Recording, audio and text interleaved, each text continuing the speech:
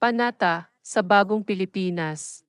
Bilang Pilipino, buong pagmamalaki kong isasabuhay ang bagong Pilipinas, buhay sa aking dugo ang lahing dakila, magiting at may dangal, palaging dadalhin sa puso, isip at diwa ang aking pagmamahal sa kultura at bayang sinilangan, kaisa ng bawat mamamayan, iaalay ko ang aking talino at kasanayan sa pagpapaunlad ng aking bayan.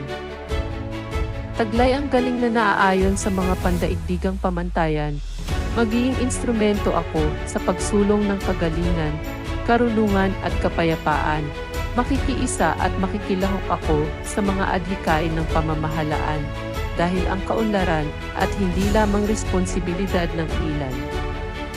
Isusulong at pangangalagaan ko ang karangalan, kalayaan, at interes ng aking bayang minamahal bilang Pilipino, na may pagmamahal, pakialam at malasakit. Hindi makasarili, kundi para sa mas nakakarami. Tatahakin ko ang landas tungo sa isang bagong Pilipinas.